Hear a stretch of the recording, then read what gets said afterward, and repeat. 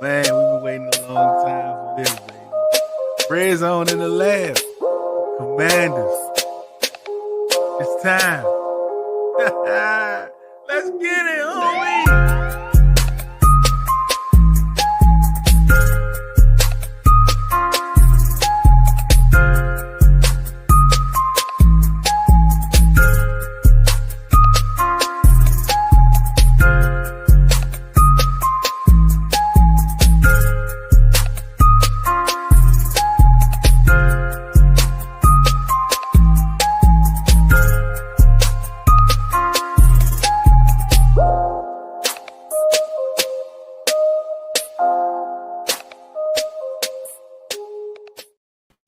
Yo, what up? Welcome to another episode of Red Zone in the Lab podcast. I am Deuce, and joining me again, the friend of the show, Felix Trammell. How you doing today, man? How you been, man? It's been a good little bit. It's been a good little bit, man. It's stuff went off rails a little bit, but I've been good, you know.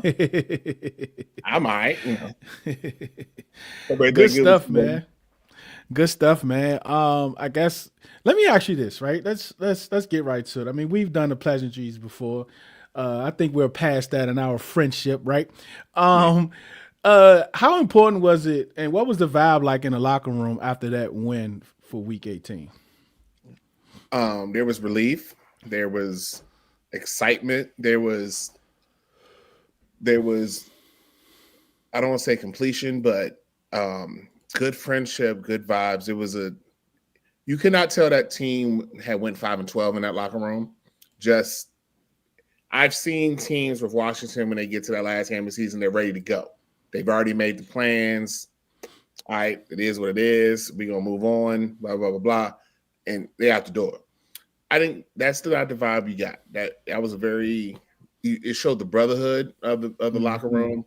It was pleasant vibes. Like people were celebrating Bobby Wagner's achievements, and people were very happy for Josh Johnson. And the guys who completed all season, there was a celebration of them. The linemen celebrated Josh Connolly, who played every single game and every single snap. That it was that sort of vibe. So it wasn't a bad vibe by any sorts. You know, it was just, all right, this is a bump in the road. Now we got to fix. But there was no, all right, I'm out of here. Bump this team, and I've seen that before in Washington a few times.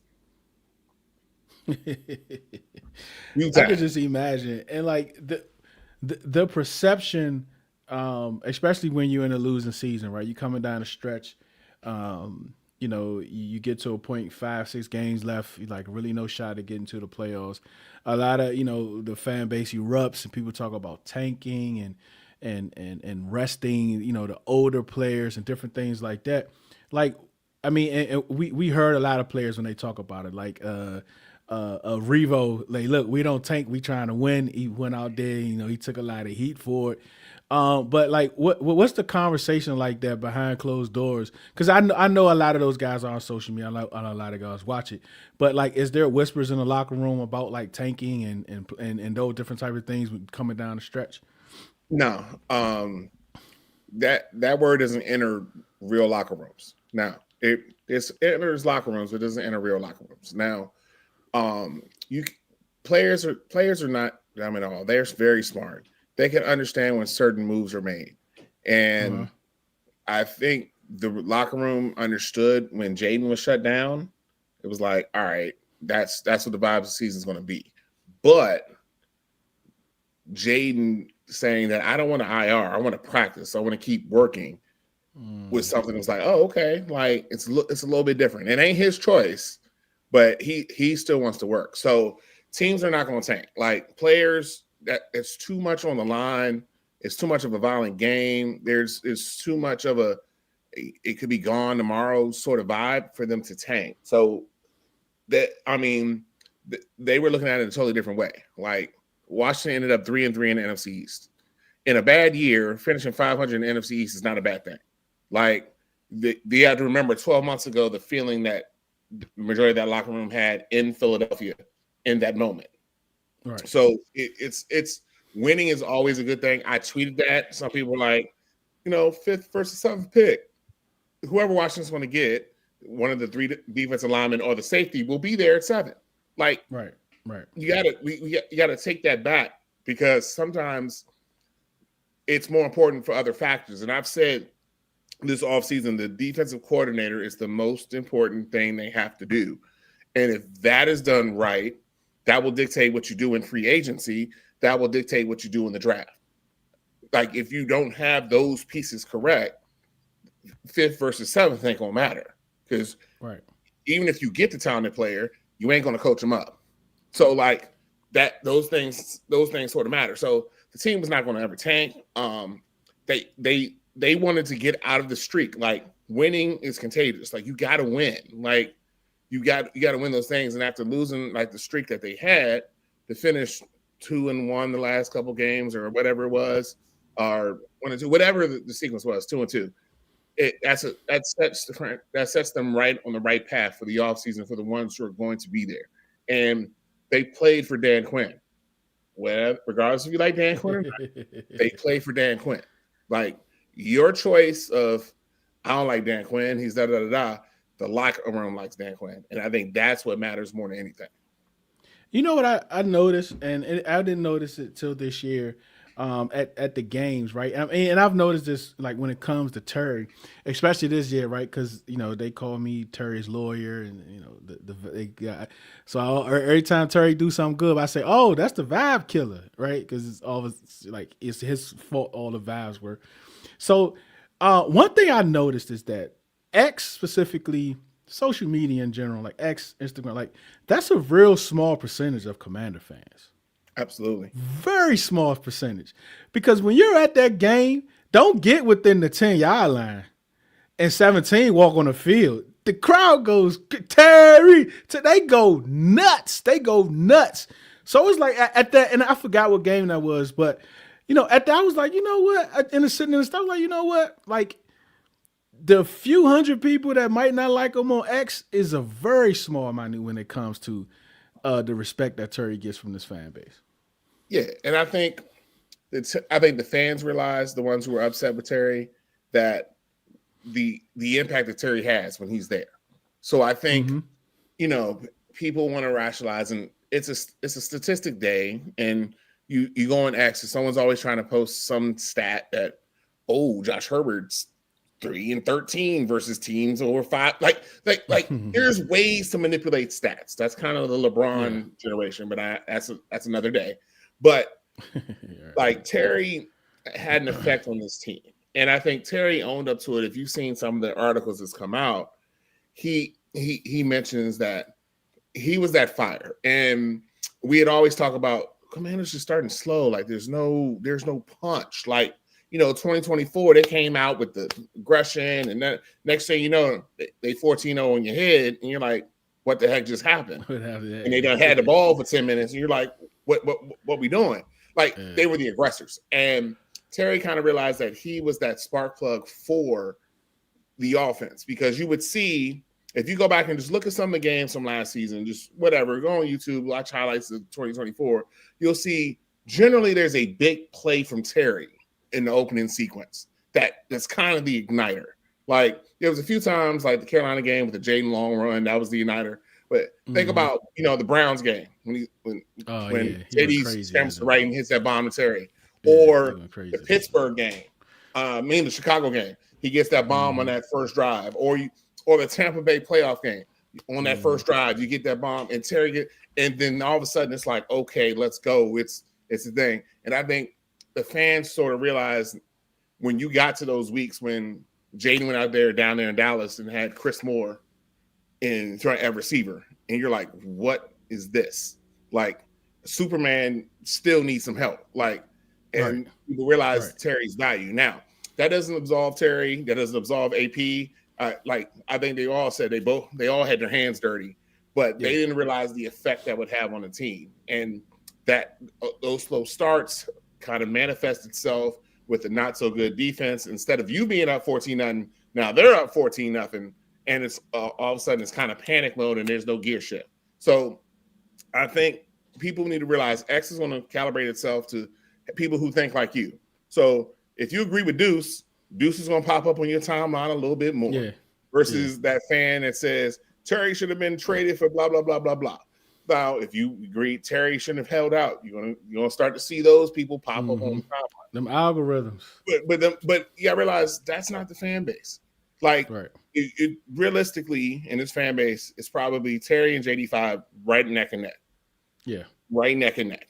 And you'll see some of them hardcore fans, it's 17 first because it's just they've seen it over the period of time. So, needless to say, the Commanders messed that situation up, but so did Terry. And nobody saw it. They thought it would have the effect it did, but it did. And not having Terry there just handcuffed the offense, no matter who was going to be the quarterback. And Adam even mentioned it, right? Like, I learned from that. Like, he said that at the end of the year presser. Do you think that is going to have an impact on how he approaches free agency?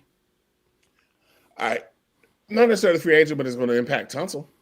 I guarantee you Tunsil's deal gets done pretty darn quick. Pretty darn quick. Because he already said, look, what did he say? I even posted it from Instagram. What was it? What pay me plan? Let me get it real quick. It was hilarious. But you see it like the lessons learned from that. So they're going to, those guys, they're going to be a little bit more aggressive, a little bit more front going in that because of the Terry thing. So I think the biggest thing is going to affect is Tunsil. They're going to get that deal done quick. You get that done, you have that left tackle locked in, and you saw what your draft pick did at right tackle. Only thing you're thinking of is left guard, really. And then you're moving on to free agency to find that opposite receiver for Terry and to find a couple of playmakers playing defense. But I think that's the thing. And fair play, as they say in the soccer world, to AP, because he was man enough to admit it. A lot of GMs would have been like, that situation was unfortunate, but it wasn't on us. You were doing right. AP took that heat, and you have to respect him for that. Whether you agreed with what he did, whether you agreed he didn't, people have to own that they made mistakes and then try to not make that mistake again. And that's where we see that is in Tunsil's extension. If that happens correctly and quickly, then we know that AP learned his mistake and is going to try not to repeat it. So, like, as soon as the game was over, he posted he shared Charles Carl's contract on Instagram. As soon as like a couple days later, he took a picture of a sign that says "Get paid, not played." I mean, he set the marker. And to be fair, Tunsil's been a great guy in the locker room. He's a great dude. Like, you get to know him. He's a very good dude. But business comes first. And for sure. I mean, you set the marker out there. All right, boom. This is what the market says. I'm better than this guy. Pay me accordingly. And we all know that Tunsil's better than him. So you set the bar right. So for sure. There's nothing wrong with that. And I don't think AP took any slight in that. It's like, all right, we got to do what we got to do. So I feel that one's going to happen fairly fast because Tunsil liked it here. Tunsil enjoyed the locker room. He enjoyed playing for Quinn. He enjoyed playing with Jayden. He enjoys all of that. This is where he wants to be. So it'll lock up pretty quickly. Where do you think, like, the whole, the internal beef leading up to, Cliff and Dan or Cliff and AP, what was your stance on it coming into, like, off of that weekend with those reports? I think it was more of a stylistic thing between Dan and Cliff. And I think the best way to see it is watch how the offense operated with Josh Johnson versus how it operated with Jayden and Marcus. Jayden and Marcus' game plans were essentially the same thing. There may have been one or two slight variations. They ran pretty much the same systems. Josh ran a totally different system. Now, Josh at 39 isn't the Josh at 25, but Josh can still move. They brought him in here because he can do similar things to Marcus and similar things to Jayden. The offense was different. He was what? Under center more. They did more stretch zone. They did more bootleg. If you go back and look at my timeline, I have asked Washington to run more bootleg with Jayden. And they didn't do it. And I think that's where the things pop up. So when they have their meeting, it's like, all right, this Josh game plan kind of goes. Let's, veer in that thing. And Cliff's like, well, Jayden and I prefer to be in this pistol. They prefer to be in that shotgun, that RPO, that threat of Jayden running is such a valuable thing to the offense. And that's where it kind of clashed. And Quinn knows, as you can see in the NFL, but what was it, eight coaches gone? Like, the NFC Championship was great. That was last year. Now it's this year. And if you don't do that, you may not make full year 3. So he made a choice, and it was always expected that Cliff was going to go anyway. And it wasn't going to be animosity with that. We saw Cliff interviewed for the Raiders today. Excuse me. I mean, not the Raiders, the Ravens today. And I think he's going to interview with the Titans, maybe the Giants. Like, it was kind of expected that he was going to be a two-year kind of thing, 3 at the most. So it was kind of already expected that they were going to go. But I think Quinn made this move with, they know they had David Blough in the room, in the building, and that was going to be the natural successor. So they had to jump on that. So teams weren't start calling for David Blough, because I know Detroit was already going to, and I believe that Miami was going to ask about it. So when those names start popping up, you got to move aggressively. So I think, to answer your question, it was a stylistic difference from Quinn and Cliff on what direction the offense should go. Like, people say he throws the ball too much. He throws the ball too much. He actually ran more than he passed. Let's just get that out the way. He ran more than he passed. Now, running to run is different than scheming to run. Like, all right, let me run this ISO lead, just a variation that let the receivers rest, versus let me run this play, setting up this play a few plays later. And I think that's where the disconnect happened. Now, Cliff is an exceptional offensive coordinator, because you can't discount the offense how it was last year. And even this year, with all the moving parts, it wasn't that bad. Now, we're not talking about the 30th ranked offense in the league, but it was not consistent enough to sustain drives, which was the formula to win. So I think it was a more schematic thing, but they also knew that Cliff was going to probably be gone anyway, because Cliff wanted to be a head coach again. Everyone knew that. Is it weird that they haven't posted anything about the firings yet? I mean, one, like for me, I think it's kind of funny. Like, I don't know if they're trolling, like, because it was so much stuff about all these leaks, which I absolutely don't believe. I mean, like, when you have disgruntled employees that's no longer with the company, of course you're going to start hearing things, right? That has nothing to do with the people that's still there. Like, that's just my perspective. But do you think it's like, has this ever happened? Because I mean, like, some other teams, they even announcing when they just finished interviewing someone. Like the only thing you've heard from them is that we've hired David Blough.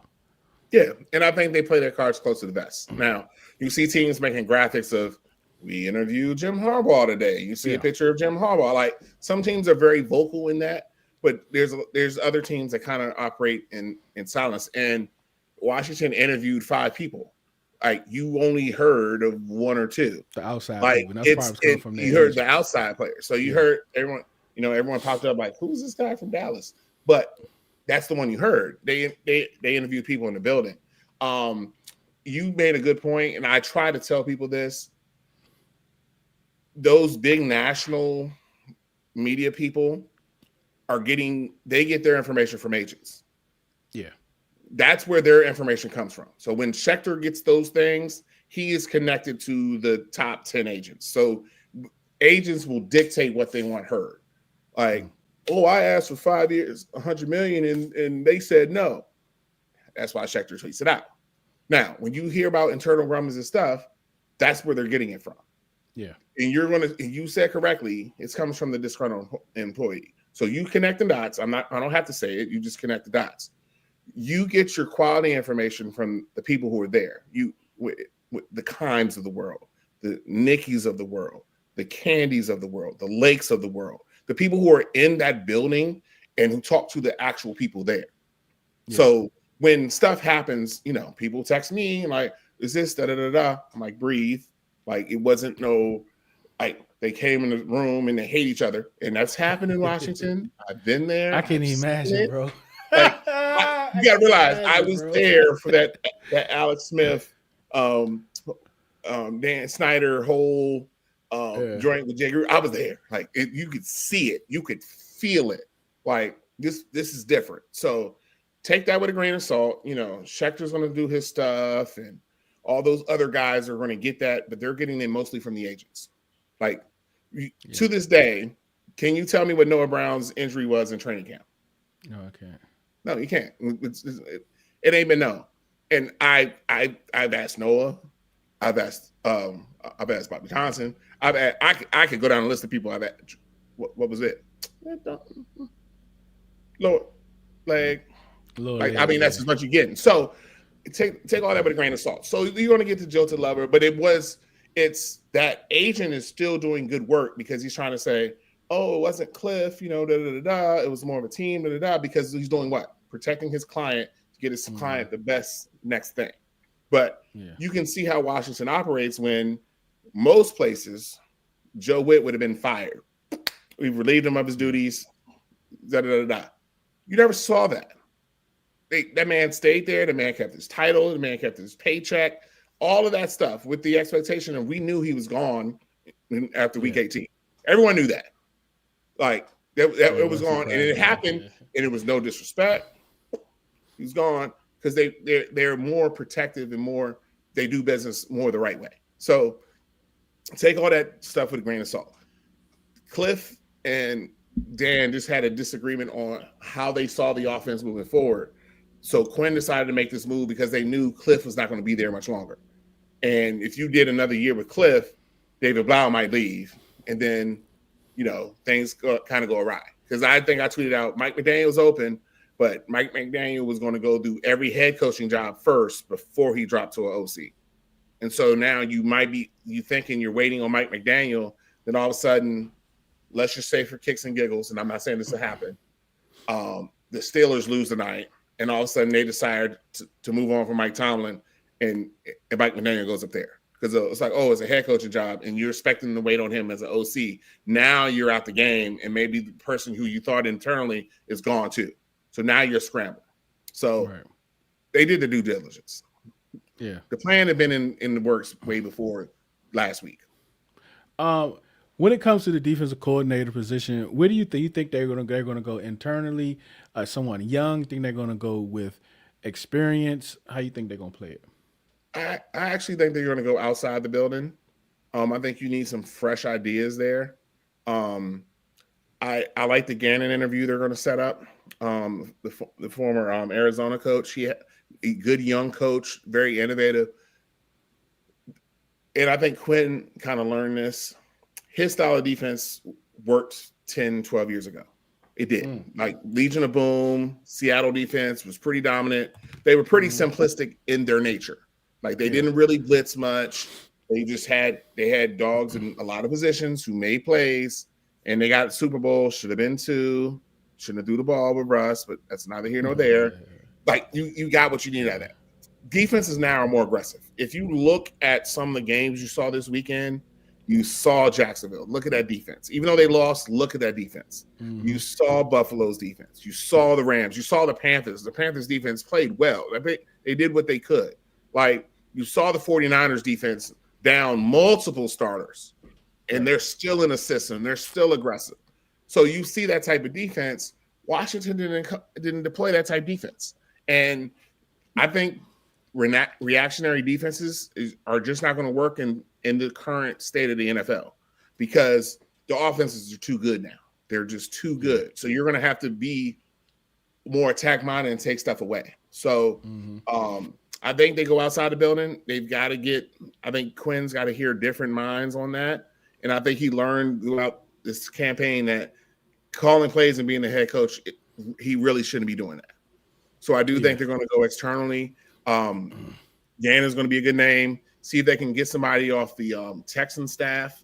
Ryan's kind of oversees their defense, but there's some younger guys on there that are doing it that are in that mold. And I think that's what they're going to have to look for, because they're going to have to change the philosophy of the defense. And that is something that takes a new brain, a new mind, that someone that's not out of that Quinn coaching tree.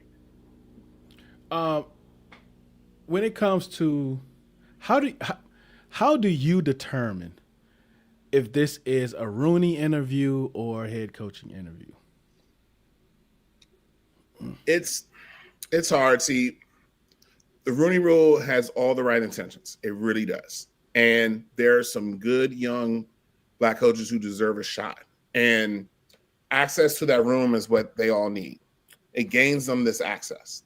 But in Washington's case, David Blough was who they were going to go after as soon as Cliff gone. But you have to do those things. But it has a good result off of it, because you could say, hey, he interviewed with Washington last year. Let's bring him in. You interviewed here. Let's bring him in. And that's kind of how those names start going. Now, could I have told you that was the Rooney Rule one this time? Yes. I mean, does the NFL understand that? Yes. But it's hard to enforce the spirit of the rule. But because we all saw how long it took Eric Bieniemy to get one, and it didn't work out, and it was a bad situation, and he didn't do so good in it. But there's a lot of young guys like DeMeco Ryans wouldn't have this head coaching job if it wasn't for the Rooney Rule. Yeah. So like you have to look at those sort of things and say it does have value. But truth be told, if Gannon, let's just say Gannon's the absolute one they want, but you have to interview somebody. So we'll interview our defensive backs coach, and we interviewed and we did the rule, but we know Gannon was going to be our choice. That's really hard. It's really hard to say, because I mean they have to do it, but it's they might already have their guy. So you can kind of tell, but it has a good value, because you could say, hey, he interviewed at Washington, he interviewed at Dallas, he interviewed at Cleveland. So now that's how names start getting out there. Yeah. Because GMs are called. They'll be like, what young guy that's doing DBs? And they're like, oh, such and such, oh, such and such. And then they start getting interviews. That's how the name goes about. It's word of mouth. Yeah. I mean, it's still a word of mouth handshake lead.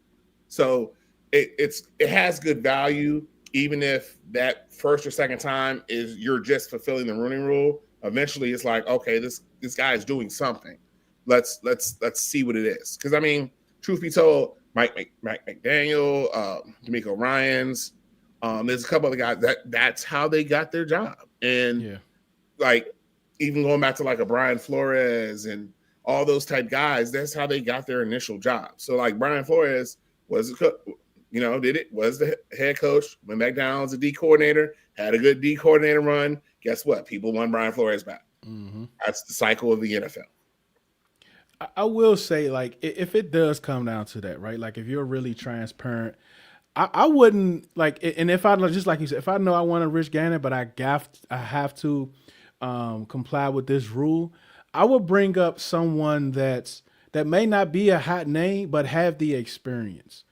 Right. And I don't know if you automatically say, hey, look, I want to interview you. I'm not going to hire you, but I do. I don't think I don't know if you could say that or not, but just to be able to get their name out there. Right. Just like you say, to get their name talking, to get the Shefty and all of them to tweet hey, this person is interviewed. So now you have everyone look at who is this person? What's his history? Where does he come from?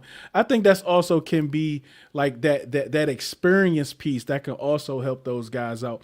But doing a Rooney Rule for coaches that's already experienced, I kind of think that's a slap in the face. But it'll never be, it would never be confirmed unless they find some emails, right? Right. I mean, nobody's doing stuff right no more. At least I hope not. Right. But Yeah. Linda Wells, the Dallas tight end coach, Linda Wells, nobody knew that name unless you're a hardcore Dallas guy. You don't know who that is. But now people are like, who's that? Pay attention to that. And you saw them. You saw the season that Ferguson had. You saw that year. He was a very good tight end this year, and you saw some of that. So guys are, okay, how can I correct?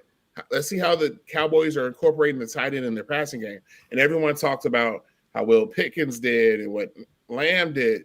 Ferguson made a lot of those touchdowns. Yeah. Like Ferguson had a lot of value. So now people start to say, okay, he's a little guy. Let's bring him in. Let's talk. Let's see what is his.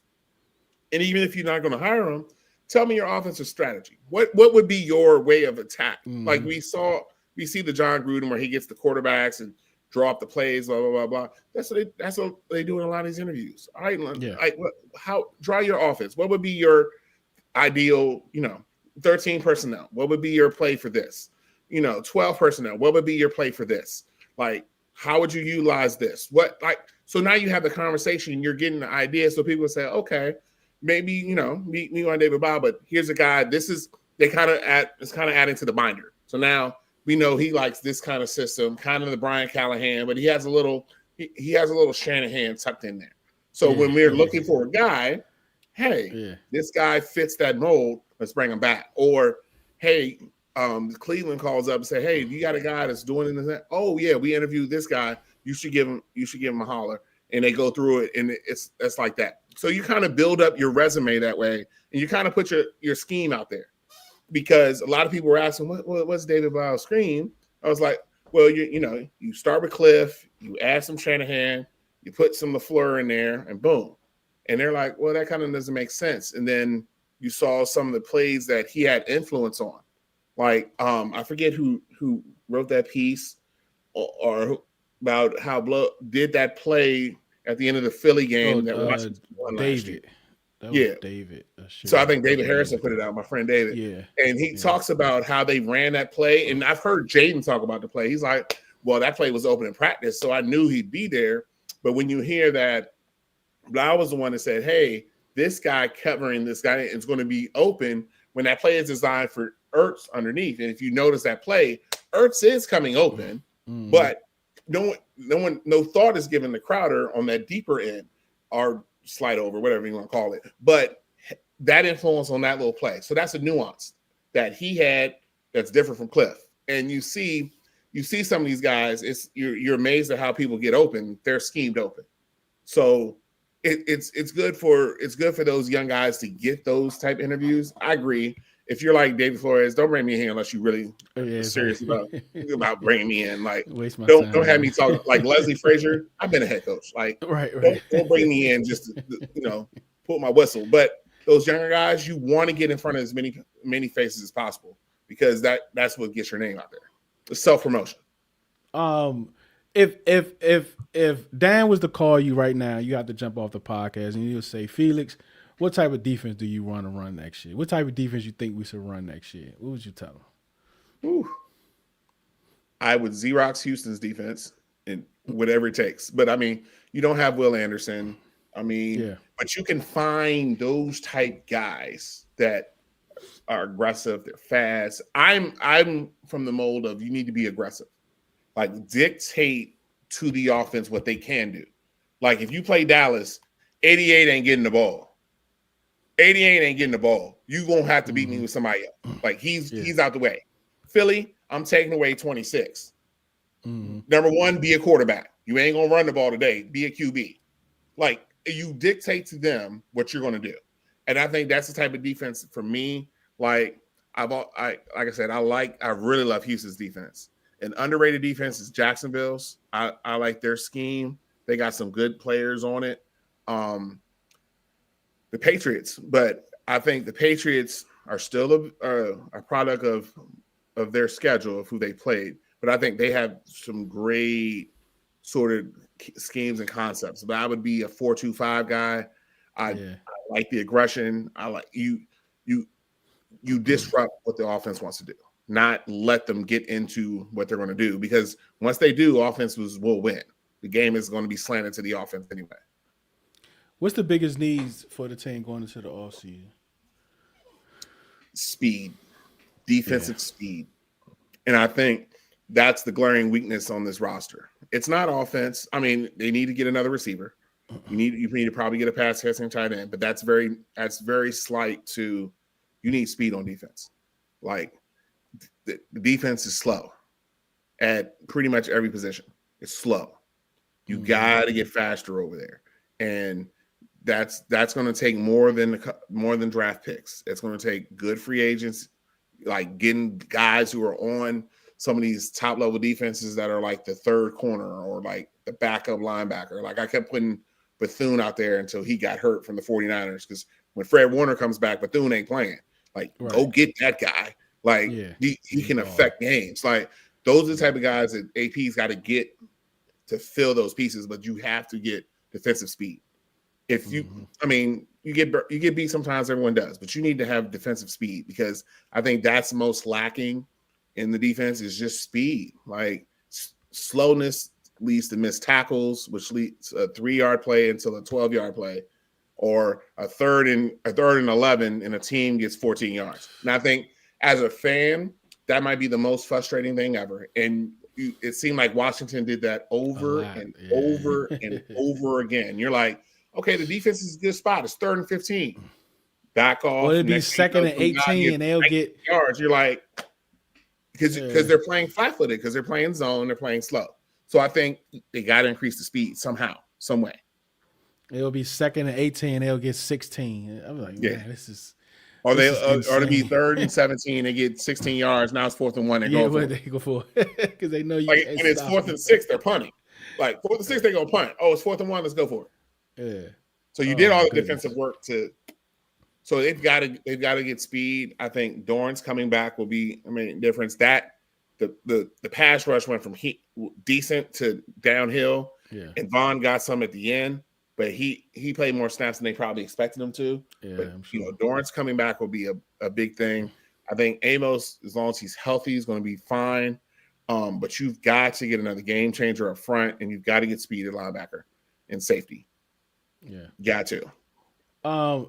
Going back to their pressure, what do you think about like the? Because I think they did really good at the presser. I think like for me, if they want to get rid of Cliff and get rid of Joe Witt, because Dan is going to his 3rd year, I was saying that like I would think they would either go after a recently fired head coach that's not going to look at any head coaching vacancies, right, to come in there, because you like they can afford to just come be DC for a year and then get back out there, right? An up and coming guy, like, you don't want to just come and do your rookie. That's a lot of pressure for a rookie defensive coordinator calling or offensive coordinator to come in calling plays with the coach that might not be here after year 3, right? Or they go internally, right? But I think the big thing that I think that they did, and let me know if I'm off here, but they really showed that they are on one accord, right? For anyone that had any like doubts about like they're not on one accord, I'm definitely not going there, because they don't seem like they're on the same page. They definitely gave the impression to me during the press. I mean, you were there live, that they were on one accord. They are, and I think they have a good relationship. But AP also is the GM and said, "This is what happened. This can't happen." Now, AP took his blame for the things that he did, and people were like, well, he didn't do so good this year. This was the year, because everybody saw the Eagles dismantle themselves yesterday, and they tried to repeat the same formula, and it didn't work, and that's fine. But they were in a year, they were able to make the mistake and not be bound by it. So, like, if you look at Philadelphia, Roseman's a great GM. He's doing all this stuff. Look at the money that's about to come due. Yeah. Like, they can't give away AJ Brown for a year. Like, it's too much money. No one's taking that. But they've handcuffed themselves into that, and they still have people to pay. Like, Jordan Davis and Carter come up soon. Like, you got to pay them. Then you got to pay Dijon if you think he's going to be what he is, and Quignon if you think he is what he is. Now all of a sudden there ain't that much money left, so they're going to be in a tough situation. Washington is in a very good financial situation. They may not have the draft picks of the OKC Thunder, but they have a first round pick. They have 6 picks. They have over $90 million in the bank, and it'll be more when Marshawn's let go. So they tried something. It didn't work. So now it's a calibration, and I think all sides see it. Quinn understood it. AP understood it. Harris understood it.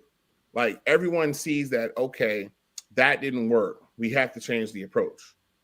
So they're in a good position to be able to do that, though.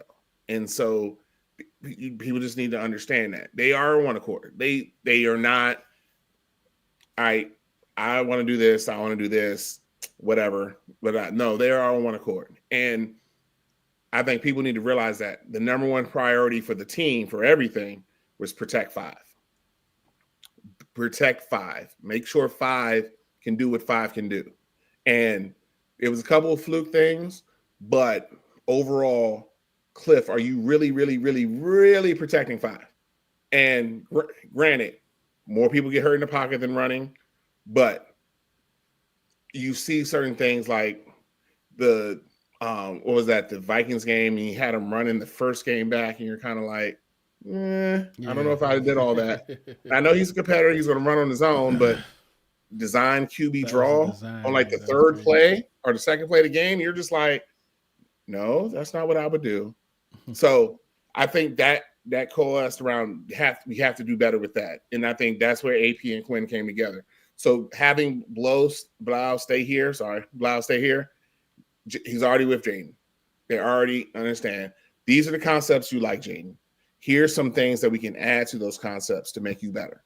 And I think that's good that he is this kind of flex system guy. He's not straight West Coast.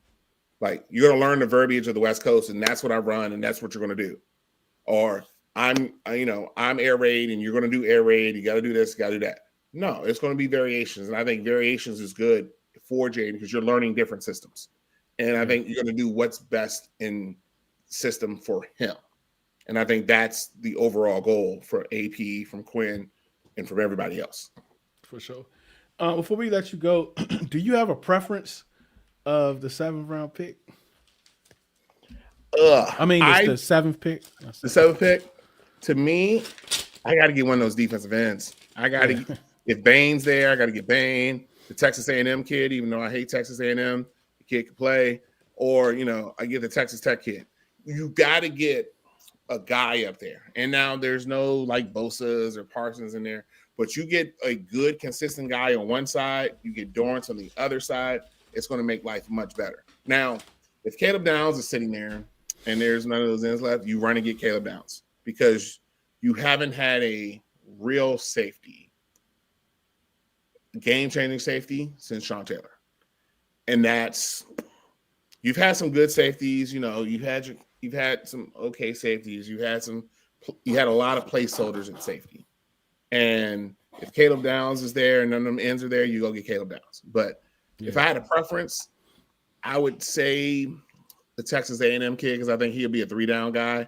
I think Bain will be more of a 2-down guy in the league. Yeah. Like that 3rd down, he may come off or you have to slide him inside.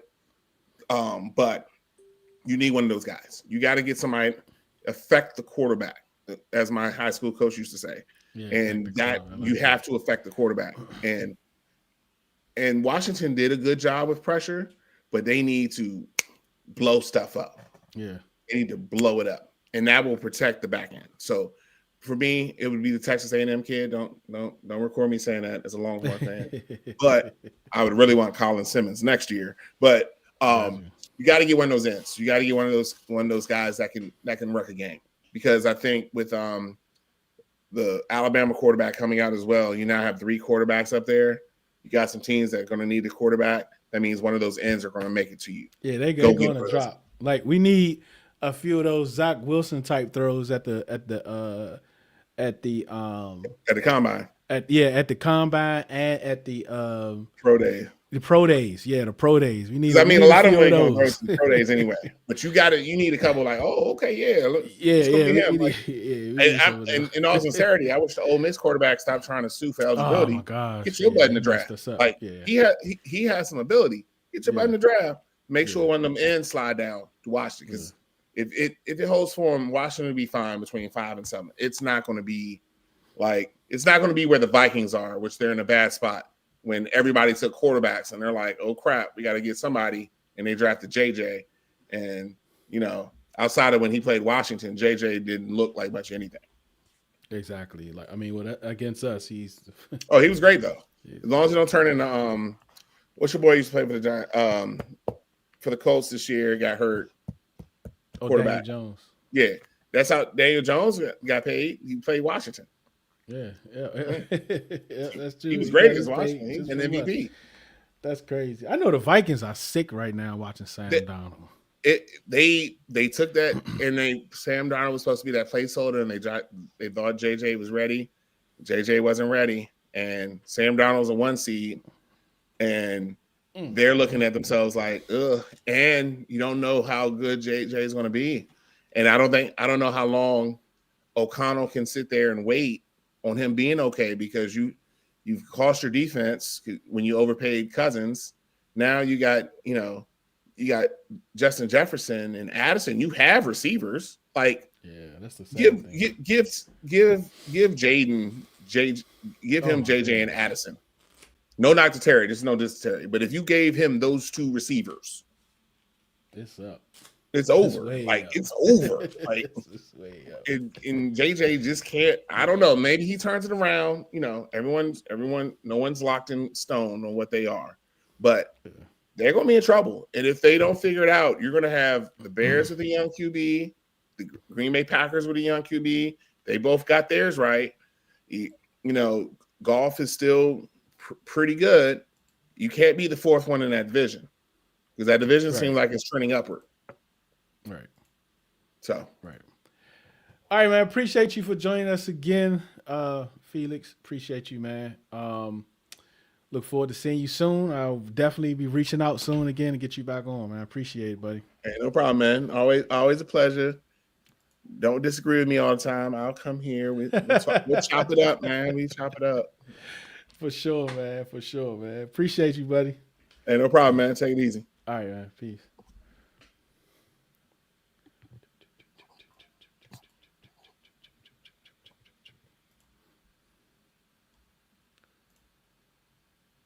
Yep, that was Felix, man. Fox Sports. Absolutely appreciate him for joining, man. It's good to get insight from people that's close. Look at Slim. Bling, blow, blur. Secure was good, Josh. I'm late. We rocking with Gannon. I think that's a good one, man. Gannon had some good years. He had a little bad year last year, of course. He was fired. He did take a defense to the Super Bowl with the Eagles. So that's good. And this is not like the next couple of days would be great. they are done by the weekend, because then we can really start getting into the off season, right? I want to make sure we have our D coordinator in place before I start, putting together my list of who's and who nots. Right, like who I want to bring back, who I want the team to add. Because I'm really digging in this year, right? Because we need to do better, and I want to make sure I put posts and videos and links out there for the players that I want, so Adam can hopefully see it. You never know. Big Dog was good, man. The off season so far, I'm just like I'm in wait mode, right? Like I said, wait for the D coordinator. And then we're going to get busy, man. Like, we're going to get right into it. We're going to get right into the all season, because we got to be better this year, right? We got to be better this year. We got to be locked in. Adam and his team, they need to be locked in. Like, Josh Hurst got to be locked in. You got to put that bread up, bro. Like, whatever it is, put that bread up, man.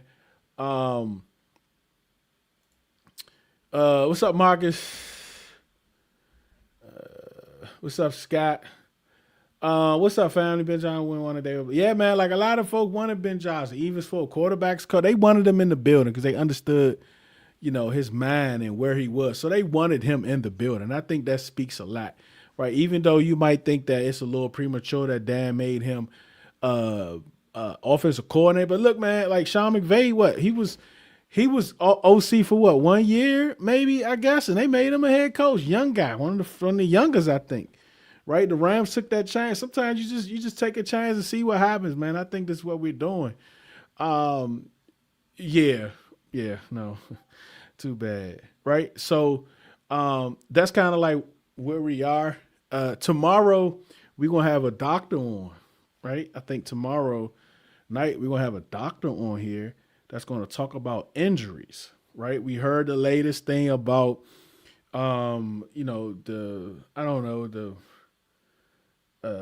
what's the plants, I forgot what kind of plants they call them, but anyhow, like we got some around those not energy, what is it? Oh, let me see if I can find it. But like we have some of those around Ashburn. They about a mile or so out, but like we still got them. But I don't think that's because we were there. We've been there for a while, bro. Low frequency electromagnetic fields can degrade collagen, weaken tendons, and cause soft tissue damage. Like the 49ers, that joint right beside, like across the street from their facility. The ones from us are about a mile out, right? So I don't know. Like we gonna have a doctor on here. Y'all probably seen him on the timeline.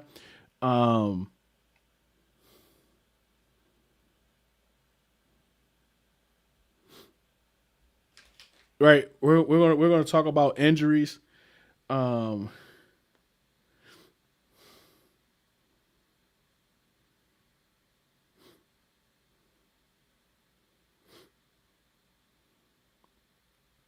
this is him right here, actually. We're gonna talk about some of the injuries, man. Like some of the injuries across the league, because I have a theory. I have a theory about injuries and those non-contact injuries. Like I really believe a lot of these injuries happen before they actually happen. I think it wears down like a tendon, for instance. I think a tendon is weakened or is damaged like before it actually happens. So like it could just be hanging on and everything seems fine. You might feel like a little pain or whatever, but you play through it. But once you make a specific move, that's it. And then you just see a player fall down. Right. So I actually think like those non-contact injuries are actually injuries that's happened prior where it just didn't really completely tear.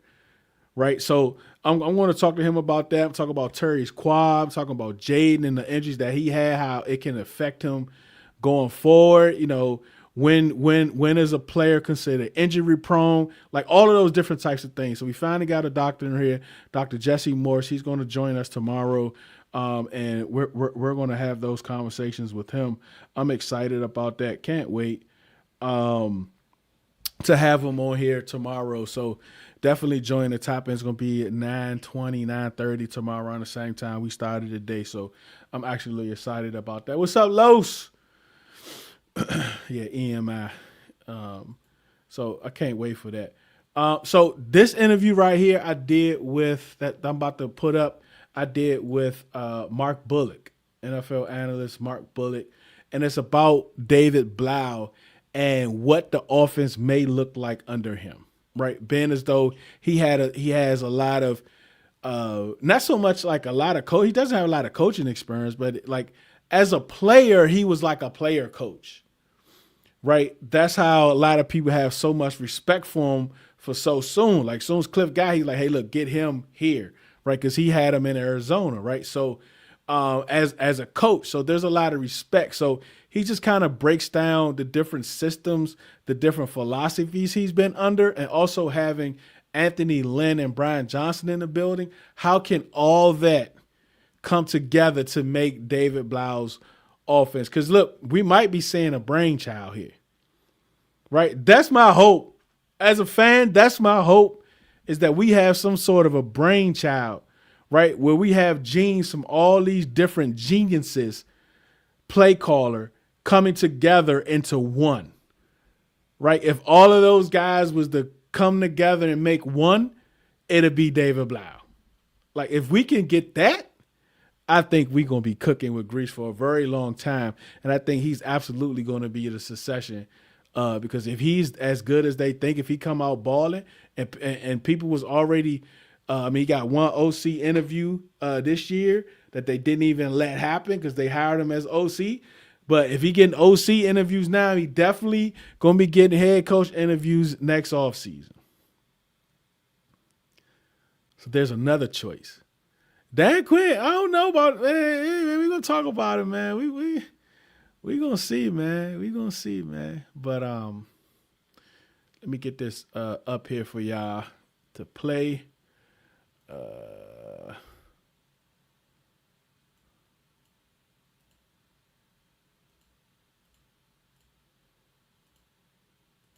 I just let the whole thing play. Let me grab it.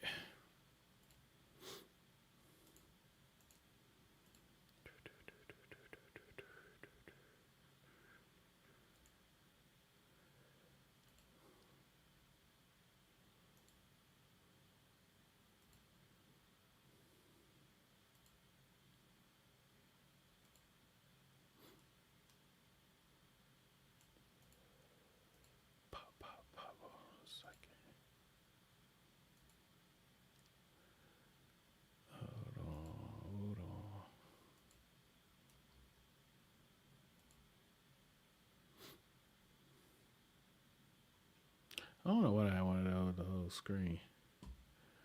But yeah, man, here we go.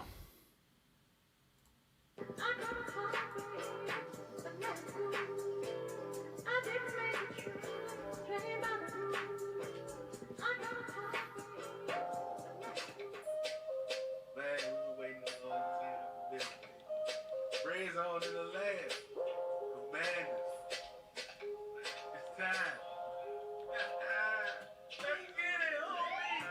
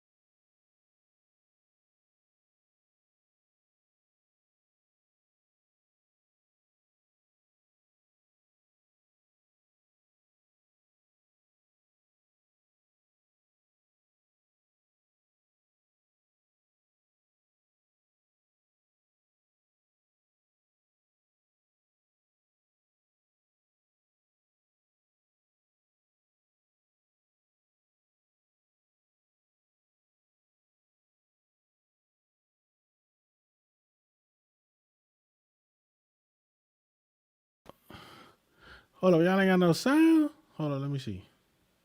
Let me see. Hold on, y'all ain't got no sound? Hold on, let me see. Let me try it again. Hold up. Stop screen. Hold on.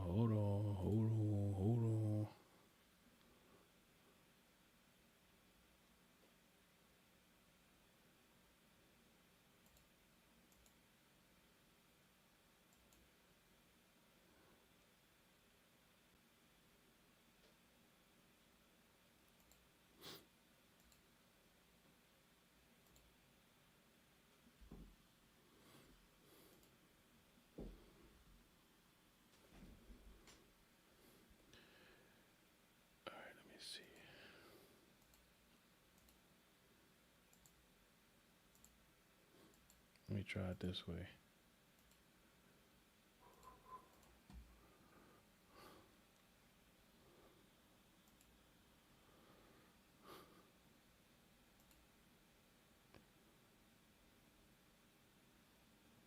He got different names where he suggest, like all of those things is right. Let me know if y'all hear it. There.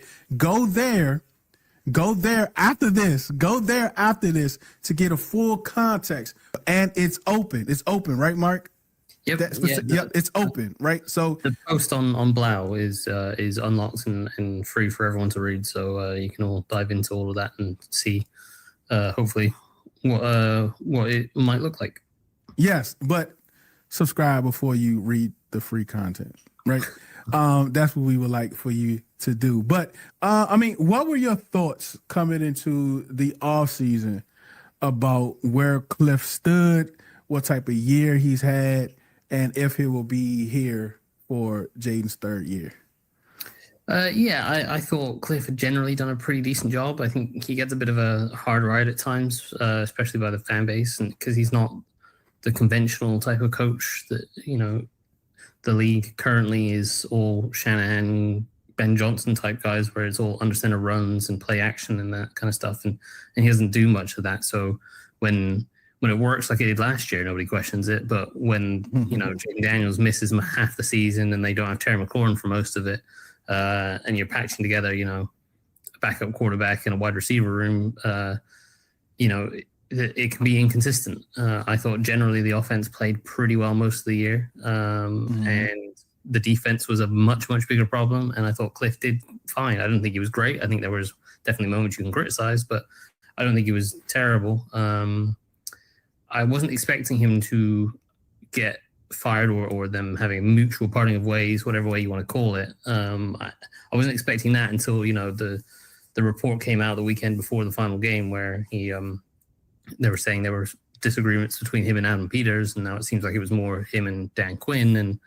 And then in that presser on Monday, that end of season presser, when they were asked about Cliff specifically and how he did, Dan Quinn's usually very quick to be like, oh yeah, he's a great coach and he does all these great things and we love him and he's a big part of our team.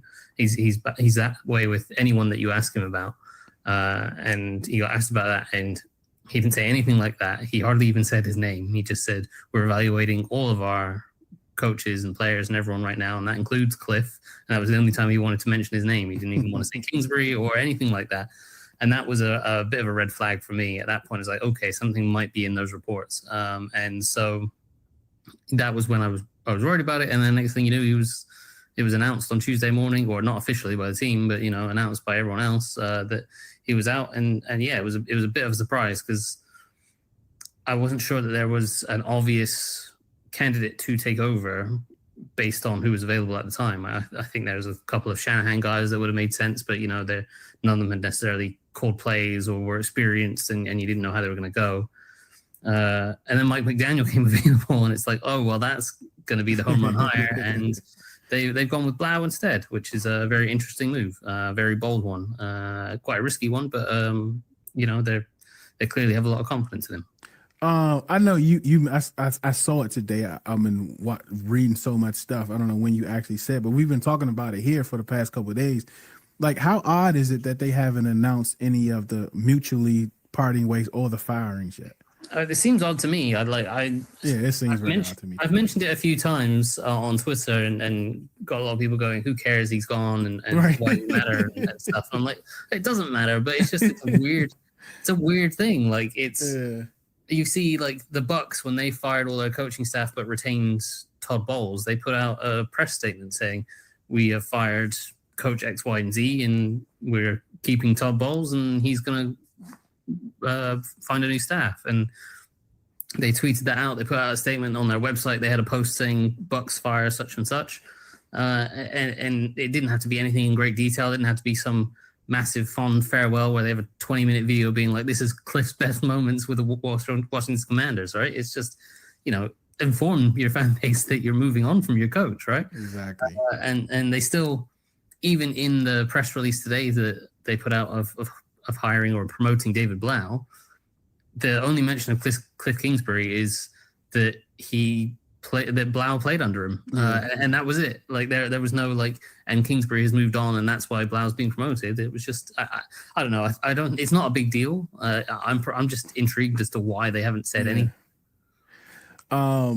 So when they did announce that when we saw the thing with Cliff, what's coming out of these last 2 years? What's important for Jayden Daniels' growth?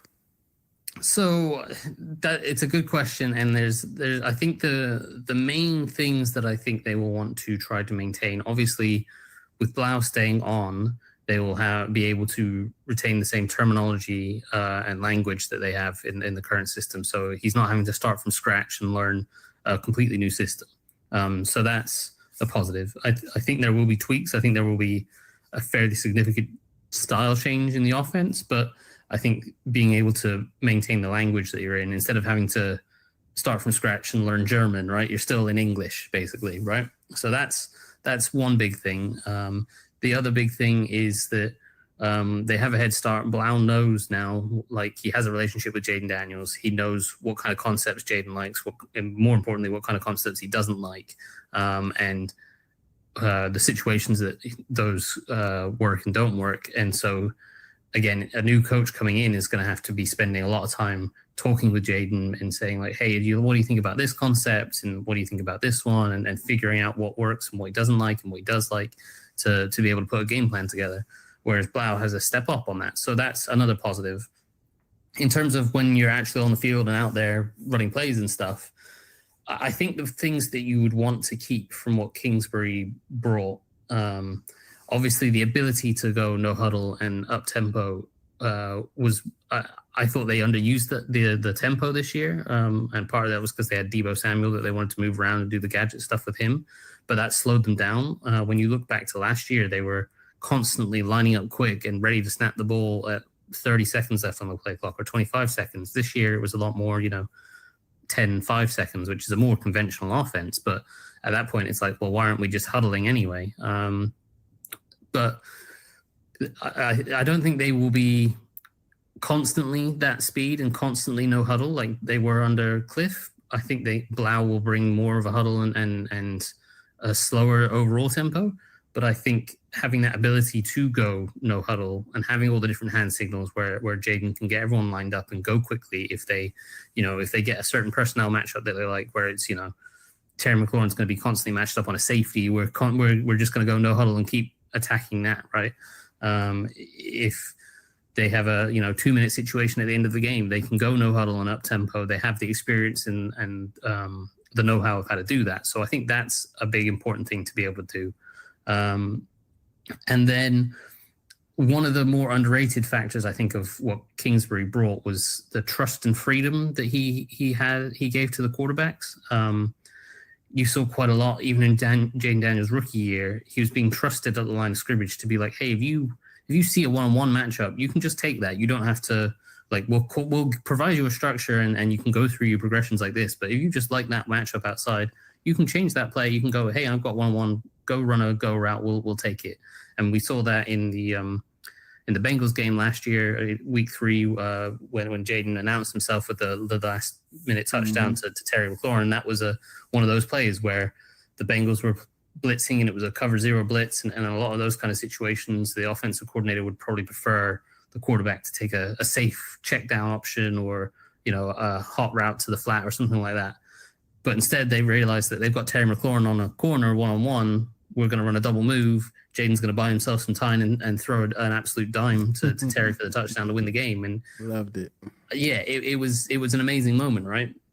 And I don't think that happens with a lot of offensive coordinators. I don't think they give him that freedom and that trust to do that in his third game. So those kind of things are things that I think Jayden is a really smart quarterback. And if you give him time to get lined up at the line of scrimmage and sort of diagnose the defense, I think he can pick up matchups and get them in and out of plays, especially with the amount that they've done no huddle and stuff the last few years. He knows all the different hand signals to be able to check to whatever he wants to, right? Mm-hmm. So it's not like most offenses, they have the ability to check to 1 or 2 plays or they have a no huddle package where it's, a handful of plays every game that they can get to via certain signals.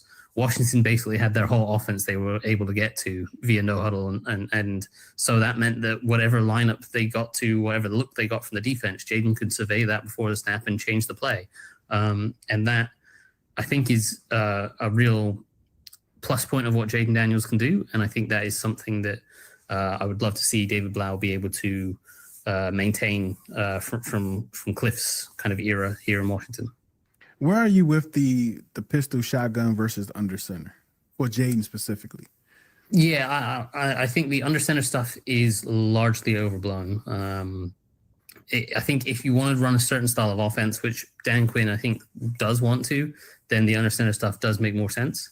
The real advantage of being under center is play action, because if you work under center, you work the quarterback under center, it takes longer for the quarterback to take the snap, turns back and drop and fake a handoff to the running back than it does if he's just in the shotgun, catches a snap and just puts his arm out and then pulls it back.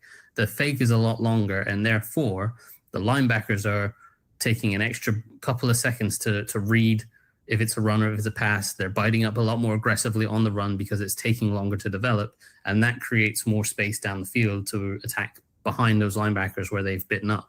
So that is the advantage of working under center, is to go play action, and you can create longer fakes and therefore create more space for those play action passes to be really explosive. But I think the under center versus gun runs is so overblown. Like Washington were one of the best run teams in the league the past 2 years, and they almost exclusively played out of the shotgun, occasionally pistol, right? You can scheme things up slightly differently. Like if you work in the shotgun, because things happen at a faster rate, the ball gets snapped quicker, the quarterback hands it off quicker, the running back's hitting the hole quicker, the offensive line have to adjust their angles and their aiming points for certain types of blocks. So you have to work through that in the offseason. If that's how you're going to run, you can't just go 1 week, okay, we're going to be all exclusively gun runs, and the next week we're going to be all under center, because those aiming points and the timing of everything is thrown off. So it has to be what you practice throughout the offseason. And I think with Blough, because Dan Quinn seems to be insistent on wanting to be a play action team, I think we will see them go under center more. But Cliff's style of offense worked, and it didn't use play action so much. It used more RPOs and the screens and to the wide receivers and stuff to supplement it. And it's just a different philosophy. I think it has perfectly legit merit. Like I personally prefer the under center and the play action stuff. That's the offense. Like the Shanahan scheme is the offense that I learned most of my football knowledge studying. So I do have a preference for that. But I can sit here and watch Cliff Kingsbury and go, yeah, there's a legitimate philosophy here. This works. Like it's just a very different style. So yeah, I think it's largely overblown. It depends on what you're trying to do objectively. If you're trying to be play action, the under center stuff is necessary, or certainly helps a lot. If you're not trying to do that, then gun run is perfectly fine. So philosophies, right? David Blough, I mean, he was getting ready to play quarterback a couple years ago, right? And now he's offensive coordinator. And you heard the reports, and you even discussed it in your Substack about he's been under Cliff. He's been under. I saw KOC. I saw Ben Johnson. Somebody even threw out Freddie Kitchens out there, right? So when you're under, and most of the time as a quarterback, right? If most quarterbacks can, like in these rooms, in these meetings, you can kind of, a lot of people say that's been in these, you can kind of tell when someone is going to pursue a career in coaching, right? So it's not so much that he's just started 2 years ago. He's probably was even starting prior to that when he was still an actual player. But when you have all of those different philosophies, who is David Blough? Like, what is David Blough going to be? I mean, it is a huge unknown. And you're right that like coaches tend to pick up pretty quickly on guys that could develop into good coaches. I still remember John Gruden, when he used to do his QB camp on ESPN, he had Kellen Moore on 1 year. And he basically said, I don't know if he's going to ever be a good quarterback, but he's going to be one hell of a coach. And that has proved out to be pretty good, right? So, it's he probably has been on people's radar for a little while, and certainly the fact that he was on the Lions practice squad in 2023 and Cliff immediately as soon as he got back into the NFL hired him straight away, having last worked with him in I think it was 2019 or something like that when he was with the Cardinals, maybe 2021 or something when he was with the Cardinals, whatever year it was. As soon as he came back in, it was I'm getting him on my staff because I know what he could be. And so that tells you that, the people think highly of him. And the fact that, the Bears, I think Ben Johnson potentially tried to get him on his staff last year. Dan Campbell, obviously last year and this year tried to get him on staff. So there's been definitely multiple different people that have been around him that rate him highly and want him on the staff. In terms of what his offense is going to be, it's a lot of projection, right? Because we don't really know because he's so inexperienced. We have no idea how much he's contributed to what Cliff's been doing here in Washington, how much part of the game planning, what parts of the game planning he's been doing. And we don't really know exactly what system he prefers and what his philosophies on football are. We haven't heard him talk a hell of a lot. But the inference that I'm taking from it is that he worked under Ben Johnson for a lot of time in Detroit. So at first, when he first went to Detroit, it was actually Darrell Bevell was the offensive coordinator, I think. Oh no, it was Anthony Lynn. And no, it was Darrell Bevell. The first year was Darrell Bevell in 2019 was the offensive coordinator, and he was an offensive assistant there. And then Bevell moved on, and Dan Campbell came in as the head coach, and he brought in Anthony Lynn as his offensive coordinator, and Ben Johnson stayed on as, I think, the tight ends coach.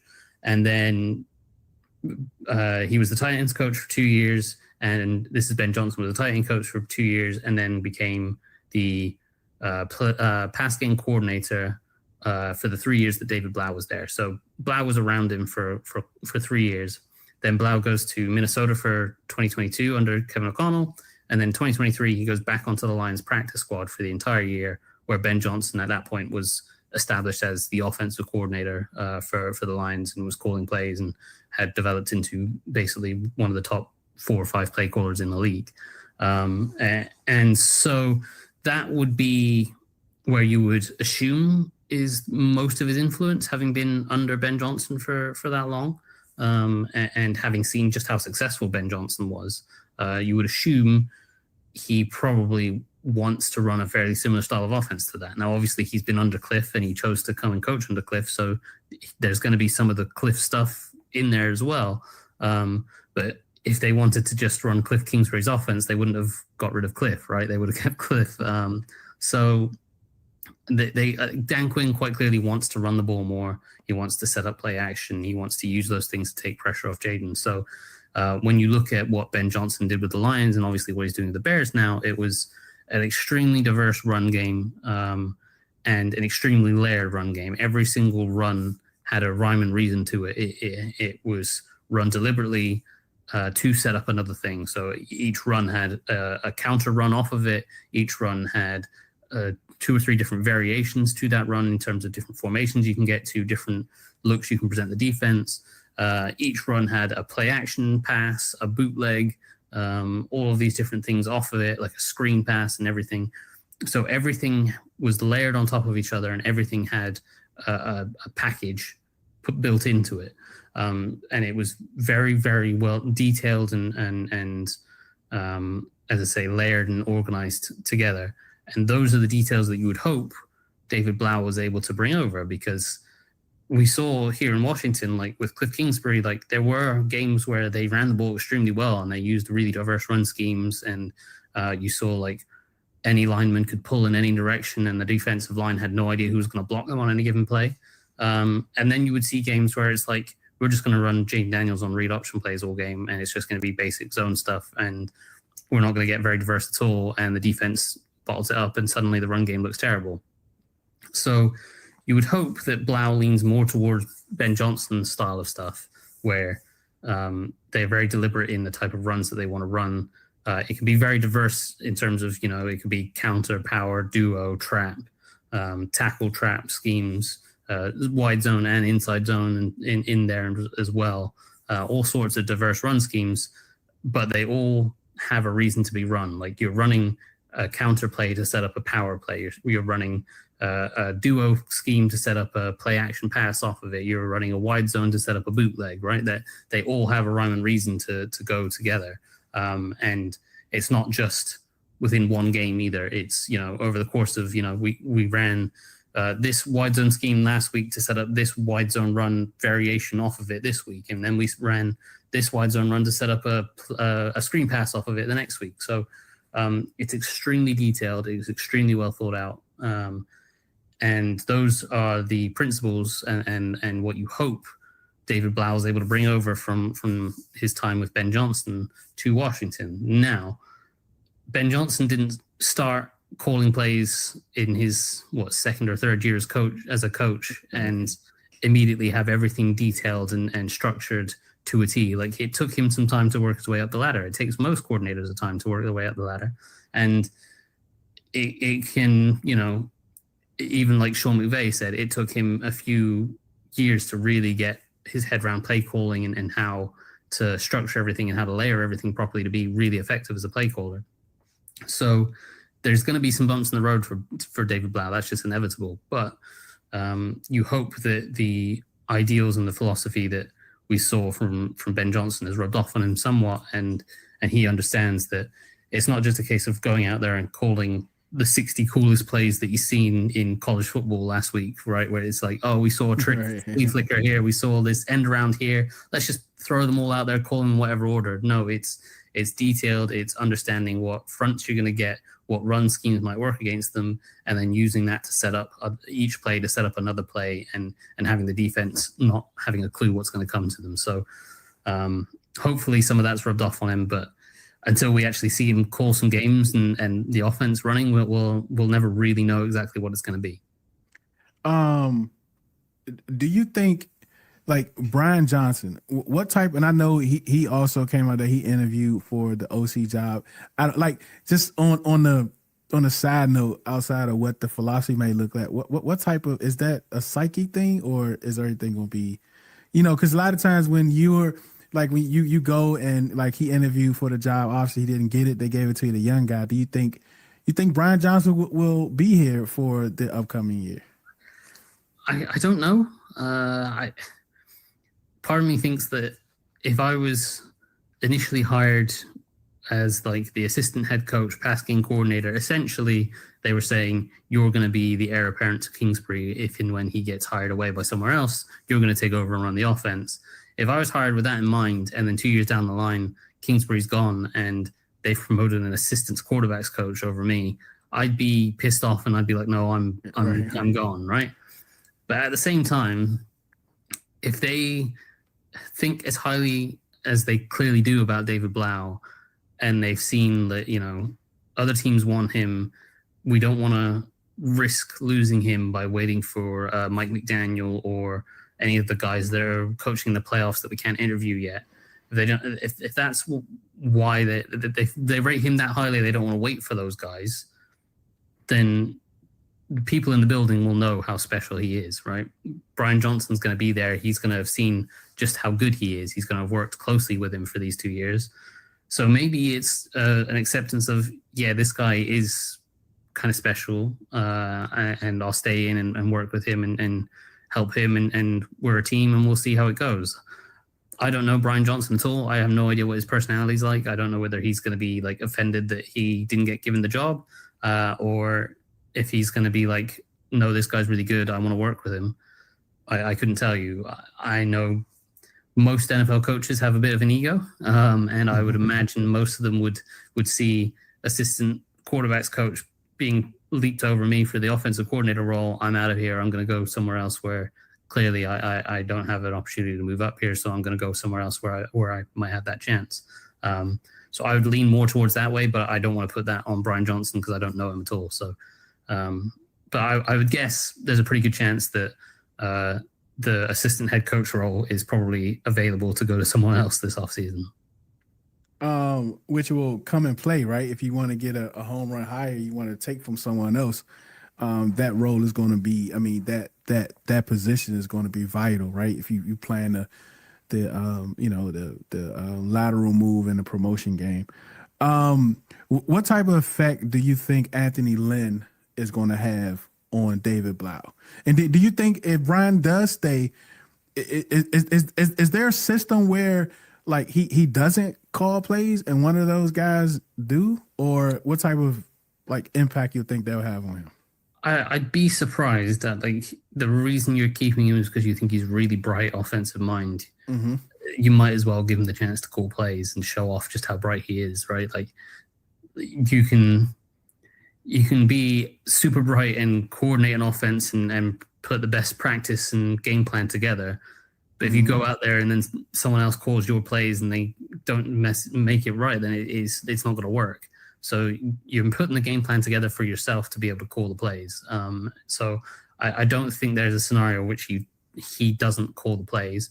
I think I would imagine Dan Quinn is going to try and surround him with as many experienced people on that staff that can game plan, that he knows are reliable at game planning and putting together a game plan and have called plays before.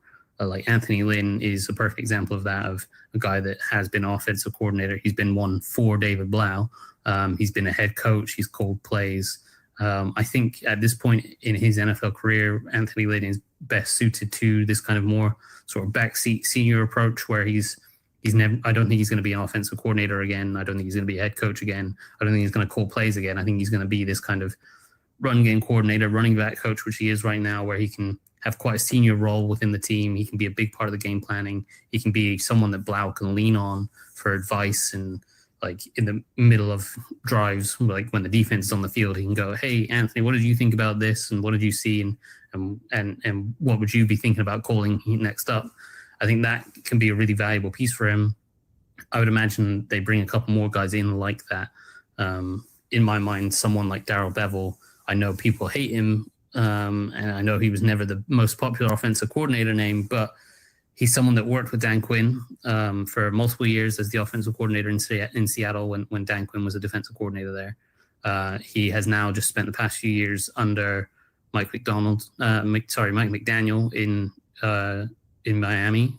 So he's been kind of well versed in that Shanahan scheme, which, you know, from a philosophical standpoint is very much matching up with what Dan Quinn wants them to run. And he's coached David Blough before. You know, he was the offensive coordinator the first year that Blough was there in Detroit. So they have familiarity with each other. They have a familiarity with Dan Quinn and David Blough. Dan Quinn and Darrell Bevell have familiarity with each other. And he's the kind of experienced guy where you could put him in like maybe a quarterback's coach, but probably more of like a senior assistant kind of role, maybe the assistant head coach if you want to go that far, where he's more on the staff to help with game planning and help advise David Blough and put together the game plans and be someone that he can lean on to be like, hey, this is what you might want to call in these kind of situations. And rather than being a guy that you specifically have in the building to be like developing a quarterback or a wide receiver or whatever. So I'd imagine he's someone that gets a strong look, especially now that, you know, the Dolphins have fired Mike McDaniel and all of those guys on that offensive staff in Miami are in theory available. So I think there's a couple guys like that would make a lot of sense to add to the staff that Blough played under, that Dan Quinn has familiarity with, that would bring a lot of experience to the game planning and the whole building for Blough to lean on. So that would be where I'd imagine the kind of direction they go in now. When it comes to the offensive line, how much, like when it comes to an offensive coordinator and them installing their offense, how important is the offensive line coach? Offensive line coach is always hugely important. The old style of coaches will tell you that the offense only goes as far as the offensive line does. And to a large extent, that is still true. You know, if you get a great quarterback that can make the protection, they can run around and avoid sacks and stuff, that can help alleviate some of weaknesses on the offensive line. But generally speaking, you know, the best lines in the NFL tend to lead to good offenses. And you know, the best offensive line coaches tend to have a pretty heavy influence on the run game. Usually your offensive line coach is your run game coordinator. In Washington, that won't be the case as things stand because Anthony Lynn is currently the run game coordinator, but the offensive line coach generally has a large say in what the run game is going to look like, and not just the run game, but obviously the protection plan and stuff as well. And those are all different parts of stuff that Blough is now going to have to be alert to and be strongly part of. It's not just, I have a quarterback that can design cool plays. It's I've got to recognize that there's a run game that I've got to sort out. There's also a pass game I've got to sort out. There's a protection plan and all these different things that he's got to put together. So an experienced offensive line coach that he can trust to continue developing young guys like Brandon Coleman and Josh Connolly, as well as, making sure that they're making the use out of the veterans like Laramie Tunsil and Sam Cosme and Tyler Biotish. I think that's a very, very critical hire. I am kind of surprised they moved on for Bobby Johnson because, he was hated when he was first hired here because of the work that happened in New York with the Giants. And that line really struggled, but they were also pretty low on talent. And he's done a really good job here in Washington. And I don't know whether he'd also fallen out with people or whether he sort of tied himself to Cliff Kingsbury and said, wherever Cliff goes, I'm following. Or maybe he just wanted to move on and do his own thing. I don't know. But it felt like a surprise because generally, even when you have a sort of change in coaches, a good offensive line coach kind of stays put where he's at. And Bobby Johnson had done a good job. So it was surprising to see him go, but it'll be really interesting to see who they bring in to replace him. So the quarterbacks coach, obviously we don't have either one of those positions. Do you also think that they will? Because I think his name David Teal, I believe, the tight ends coach. I don't know if he has experience as a quarterbacks coach or whatever the case may be. But do you think they, along with you talk about bringing someone in experience, you talked about Bevel. Do you think they bring in like another young type of mind and sense for a succession plan? Because we always gonna have to have a succession plans with a defensive head coach, right? So, do you think they'll go young or they'll go experience with those two positions? Or college ranks, somebody that Jayden wants. I mean, I don't know. Yeah, I mean, we could just go full Jayden this offseason, get Rashad White, get everyone he wants in, right? No, I think they'll probably, again, with quarterbacks, given how young Blough is, and Jayden Daniels is still a young quarterback in terms of NFL experience. I think they will probably want to have a more experienced mind in that room. That doesn't necessarily mean it's going to be some 75-year-old coach. It can be like a 40-year-old or a 50-year-old sort of in the middle there. But I think they'll want someone with a little bit more experience in the room.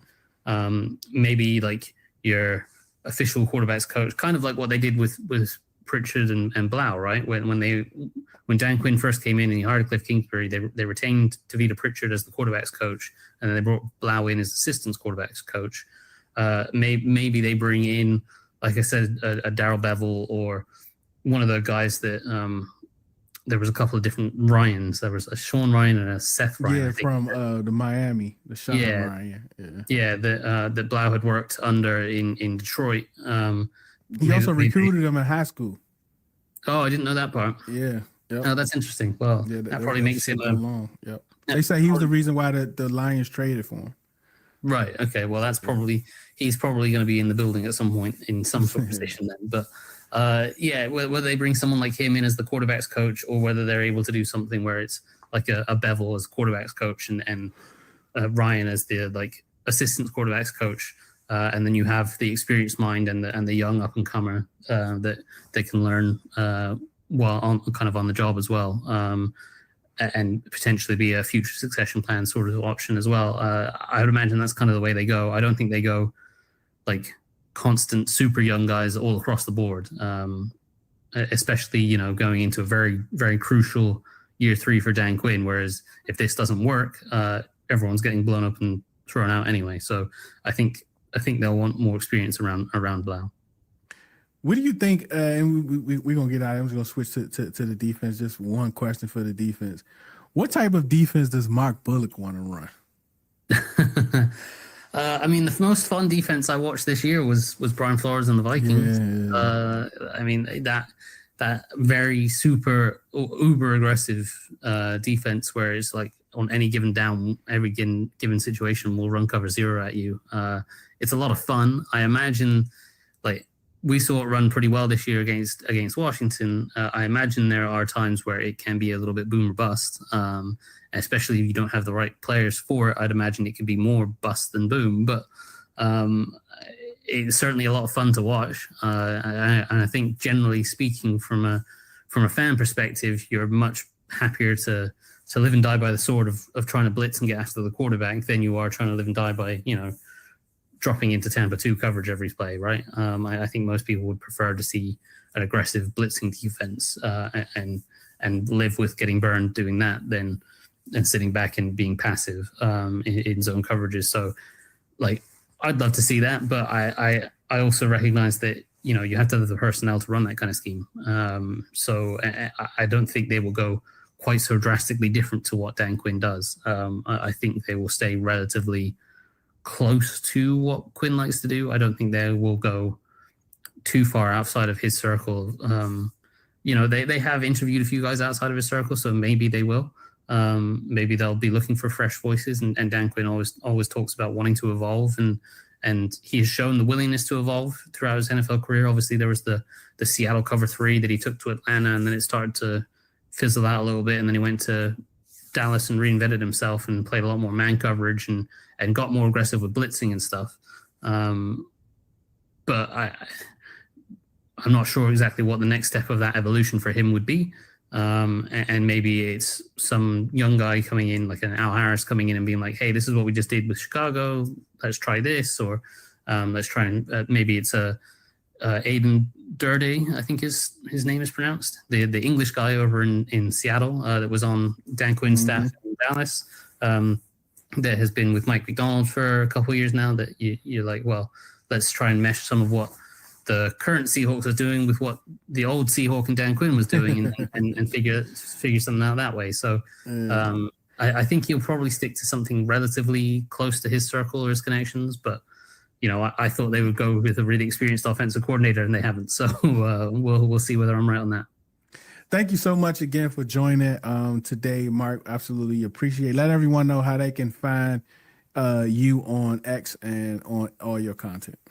Yeah, so my X or Twitter is at Mark Bullock NFL, and you can see all my stuff there. And then my Substack is markbullock.substack.com. And yeah, I had a post out on today or Saturday. I don't know when this is going up, but on Saturday morning, breaking down what I'm guessing, or not necessarily hoping, but yeah, probably hoping that David Blough will try to put together for the Commanders offense. I will be right up front saying a lot of this is just a protection because he's such an unknown quantity that we're guessing, we're making educated guesses based off of what systems he's been in and what Dan Quinn has talked about looking for. But hopefully gives us a little bit of an idea of what the offense might be compared to what it has been. Thank you for listening to Red Zone in the Lab podcast. We appreciate your time. We know it's very valuable for you to spend with us. We absolutely, absolutely appreciate it. Remember, do it because you love it, not because it loves you. One beat, one sound, one heart, one love.